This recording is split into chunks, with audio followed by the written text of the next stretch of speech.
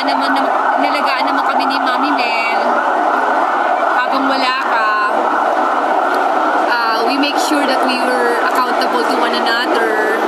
We pray for one another. Kapag may mga problems, ayan, we pray for one another, ganyan. So, happy naman. Ikaw na lang talaga ang kulang dito. So, I hope pagbalik mo dito, for sure, marami kang kwento sasabihin sa amin. Kung may na-meet kang boys. Joke lang. Ganun.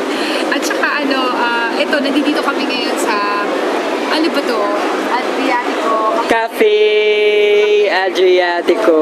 For the anniversary of CCF. Tama ba? Yes. Anniversary na CCF. 25th anniversary. 25th anniversary na CCF. We miss you. Sana nandito ka. Okay naman na lahat. Ayun, si Anthony nagsosolo-solo. Batukan mo na lang pagdating mo. Kung ayaw magkwento, maraming kwento. Si Melissa right now nasa Australia na. She's very happy with her boyfriend. Yun, nakikita mo naman siguro sa picture sa Facebook. Ganyan.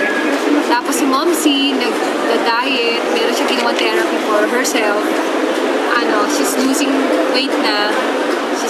She's very beautiful. Si Tina, eto na, going strong na kay Lord. Talagang dire-diretso na yung walk niya. And Angkor, yan. Tapos, Sheena, medyo okay na. Pero I heard, nag-resign siya from work. I don't know what she's doing now. Hindi pa kami nagkakausap.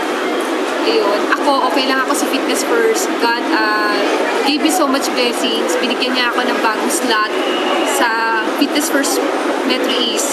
I'll be having another Aero slot every Wednesday ng 2 o'clock after Anthony. Kaya magkikita kami lagi ni Anthony every Wednesday. Ayun lang, wala na akong masabi. Siguro pagdating mo na lang, sobrang marami na akong kikwento. Ganon. Pero happy lang ako, sobrang blessed ako to have Christian friends, brothers and sisters. Katulad niya, yung nag-ahawak na camera ngayon. I forgot his name nga lang. I'm Ricky. Si Ricky, yun, yung kasama namin kumain sa Causeway. Ganyan. Happy ako kasi nag-grow talaga ako sa D-group. Kahit BCF ako, ang labo, no? Pero pinag-pray ko pa rin kay God kung sa talaga ako. Although may ministries ako sa BCF.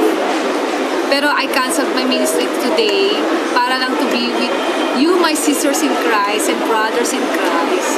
Sobrang nag-grow talaga ako. Sobrang laking tulong. Ikaw, ginamit ka talaga ni God sa akin. Pati si Melanie. Happy talaga ako. Everything is fine. Away from temptation, si Medi, kaya ko siyang i-resist. Kahit tinatawagan niya ako, wala na talaga. As in, nakikita ko sa gym, wala na talaga. As in, death pathology. Yun. Ano pa ba? Wala lang masabi. I miss you. I love you. I pray na you will go home safe and sound. For sure, the Lord is always beside you. He will never leave you nor forsake you. I know na maraming blessings na binigay sa'yo si God. I'll be waiting na lang sa mga stories mo pagdating mo dito. Take care always. God bless. Bye-bye!